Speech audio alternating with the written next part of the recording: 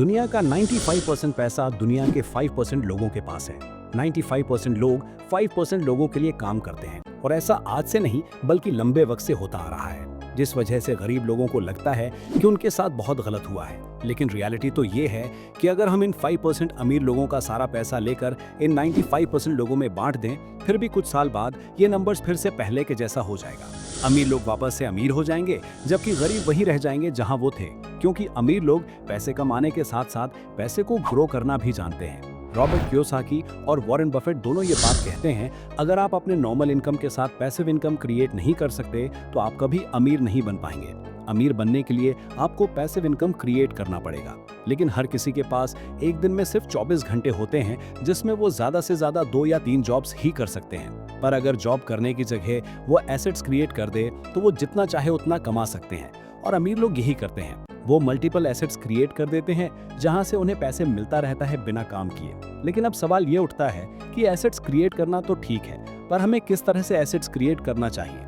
अगर आप बैंक में पैसे सेव करके सोचते हैं कि एसेट क्रिएट हो गया, तो ऐसा नहीं है, क्योंकि हम में से कई लोग हैं जो बैंक को एक सिक्योर चॉइस मानकर उसमें अपना सारा पैसा जमा करा कर रखते हैं और यहाँ से मिल रहे इंटरेस्ट को देखकर ये सोचते हैं कि हमारा पैसा ग्रो हो रहा है। लेकिन अगर आप ध्यान से एनालिसिस करेंगे तो आपको पता चलेगा कि आपका पैसा ग्रो होने के बजाय धीरे धीरे कम होता जा रहा है। बैंक आपको कितना इंटरेस्ट देते हैं और बैंक आपके पैसों से कितना इंटरेस्ट लेते हैं, इसमें जमीन आसमान का फर्क है।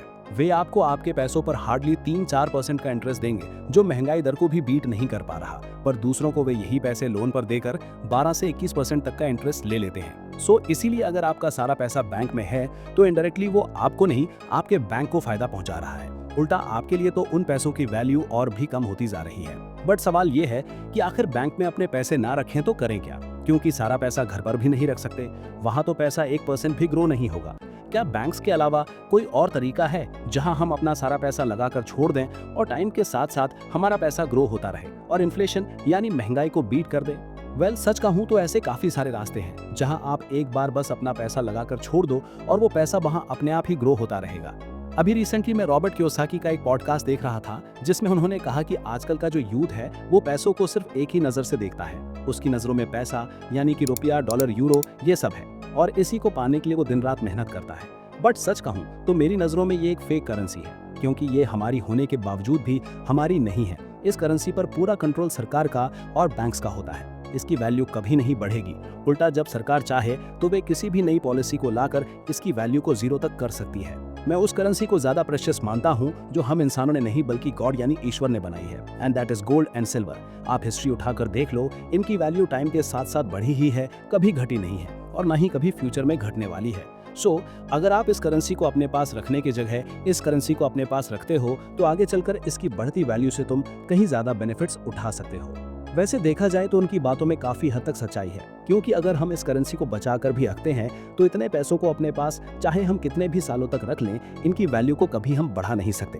एंड ये बात भी सच है कि हमारी इस करेंसी पर पूरा कंट्रोल हमारा नहीं, गवर्नमेंट और बैंक्स का ही होता है। एग्जाम्पल के लिए साल 2016 का डीमोनेटाइजेशन और साल 2019 का पीएमसी बैंक स्कैम, जहां लिटरली हजारों लोगों को अपने ही पैसे वापस पाने के लिए बड़ी बड़ी लाइनों में लाचार होकर खड़ा होना पड़ा था, और तब भी कईयों का पूरा पैसा रिकवर तक नहीं हो पाया था। लेकिन गॉड की बनाई इस करेंसी पर मैक्सिमम कंट्रोल आपका ही होता है। इसी रीजन के चलते आपने कई अपर क्लास फैमिलीज में देखा होगा, वो कैश की जगह अपने पास ज्यादातर प्रेशियस मेटल्स ही रखते हैं, like golden watch, jewellery, golden chain वगैरह वगैरह, जिसे देखकर एक आम इंसान को तो ये लगता है कि ये शो ऑफ कर रहे हैं या महंगे चीजों में पैसे बर्बाद कर रहे हैं। बट मेन रीजन उसके पीछे का ये होता है। आपका भी पैसा अगर बैंक में पड़ा हुआ आपको सिर्फ 3-4% इंटरेस्ट दे रहा है, तो उन पैसों को वहां रखने की जगह उन्हें प्रेशियस मेटल्स में लगाना आपके लिए बेटर चॉइस हो सकती है। Asset number 2। वॉरेन बफेट जब 17 इयर्स के थे तो एक बार वो किसी बार्बर के पास बाल कटाने के लिए गए, बट वहां जाकर उन्होंने देखा कि शॉप में तो बहुत भीड़ लगी हुई है, लोग घंटों से अपनी बारी का इंतजार कर रहे हैं। तो वॉरेन को भी वहां बैठकर इंतजार करना पड़ा। उन्होंने वहां नोटिस किया कि लाइन में लगे लोग कुछ ज्यादा ही परेशान दिख रहे हैं, बिकॉज घंटों तक ऐसे बोर खड़े रहना उनको जरा भी पसंद नहीं आ रहा। तो वॉरेन को यहाँ से एक बहुत ही कमाल का आइडिया सूझा। वो फौरन अपने दोस्त के पास गए, उन्होंने समझाया कि मेरे पास एक बिजनेस आइडिया है जो मुझे यकीन है कि जरूर काम करेगा। अगर इसमें तुम मेरे पार्टनर बनते हो और मेरे साथ कुछ इन्वेस्टमेंट तुम भी करते हो तो देखना इससे हम बहुत कम टाइम में काफी पैसे बना लेंगे। उनके फ्रेंड ने बिजनेस मॉडल पूछा तो वॉरेन ने समझाया कि देखो, मेरे घर के पास जो बार्बर शॉप है वहाँ मैंने अक्सर नोटिस किया है कि बहुत भीड़ रहती है। लोग वहाँ पर घंटों तक अपनी बारी का वेट करके परेशान हो जाते हैं।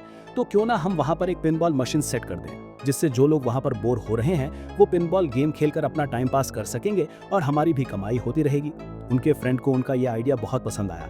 पहले उन्होंने इस बारे में वहाँ के बार्बर से बात करी और समझाया कि कैसे ये आइडिया उन्हें और भी ज्यादा कस्टमर्स दिला सकता है और इसके लिए उन्हें उन दोनों को पैसा भी नहीं देना पड़ेगा। बार्बर को ये फायदे की डील लगी तो उसने वो परमिशन दे दी। इसके बाद उन दोनों ने मिलकर अपनी सेविंग से $50 जमा किए और उस शॉप के अंदर एक second hand pinball machine setup कर दी। ये आइडिया लिटरली काम कर गया। लोगों को अपनी बारी के लिए अब बैठकर वहां इंतजार नहीं करना पड़ रहा था। वो बिना बोर हुए अपनी बारी आने तक उस गेम को खेल या देख सकते थे। ये आइडिया लोगों को इतना पसंद आया कि अब वो दूसरों को भी इस शॉप को रिकमेंड करने लगे, जिससे बार्बर की तो कमाई इंक्रीज हुई और साथ ही वॉरेन और उनके दोस्त को बिना कुछ काम किए उस मशीन के थ्रू अच्छा खासा पैसा बनने लगा। दोस्तों, वॉरेन उन चुनिंदा लोगों का जीता जागता एग्जाम्पल है जो बचपन में ही ये समझ चुके थे कि पैसे का सही इस्तेमाल कैसे किया जाए। बेसिकली उन्होंने अपना बचा हुआ पैसा अपने पास रखने की जगह एक ऐसे इक्विपमेंट में लगाया जिसने उन्हें रेगुलरली प्रॉफिट बनाकर दिया। अब इस पॉइंट के थ्रू मैं आपसे ये नहीं कह रहा कि अगर आपके पास भी कैश है तो आप भी वॉरेन की तरह ऐसे ही मशीन ले आओ। नहीं, मैं आपको ये बता रहा हूँ कि इक्विपमेंट एंड मशीनरी भी एक ऐसा ऑप्शन है जहाँ पर अगर आप अपना पैसा लगाते हो तो ये भी आपके लिए रेगुलर पैसिव इनकम का एक अच्छा सोर्स बन जाता है।